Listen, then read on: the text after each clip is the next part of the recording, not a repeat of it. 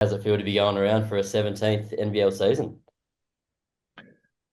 Pretty real to be honest. I was, I guess, reminiscing with my wife yesterday, and it's pretty crazy that we got here, I guess, 16, 17 years ago, and expected it to be a 2-year trip initially, but here we are, 17 years later with three kids and um, we're a life in Perth. So it's certainly a bit surreal.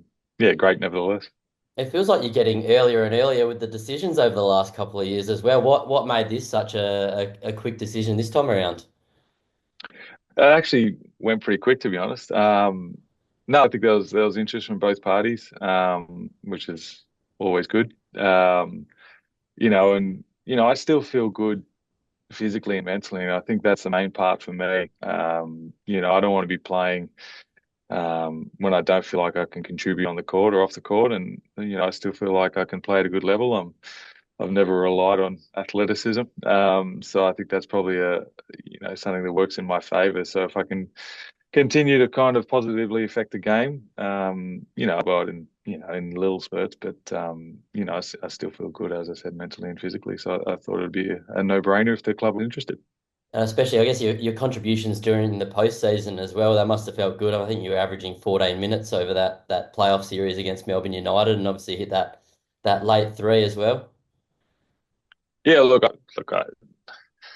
I don't expect to play mega minutes, and I never have. And all I try to do is to come in when I get a chance and help the team try to win basketball games. And if I don't get a chance on the court, then that's done through the practice court as well. So yeah, minutes or performance, that is what it is, and it ebbs and flows. But at the end of the day, if you can try to contribute to a winning program, that's the end goal.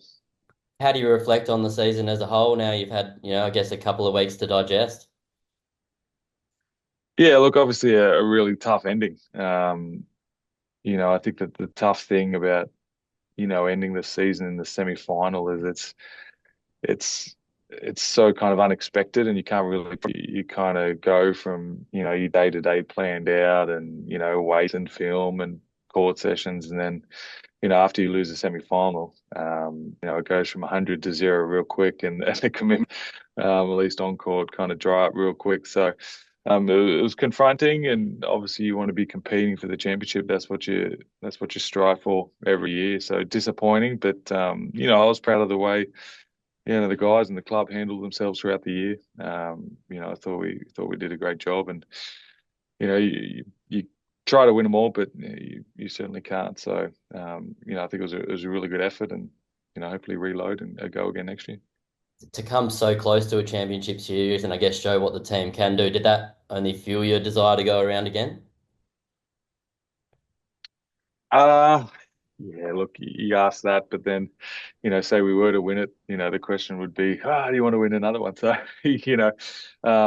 no matter how many you win or no matter how many you lose, you still want to win the next one. So, look, regardless of what happened last year, win, lose or draw, you always want to win the next one. So, goal again is to win the championship. And as I said, we reload. We obviously didn't get the job done last year, but that's the goal again next year.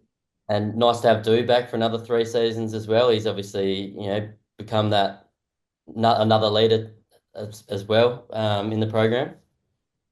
Yeah, look, I think do really hit his straps towards the back end of the season.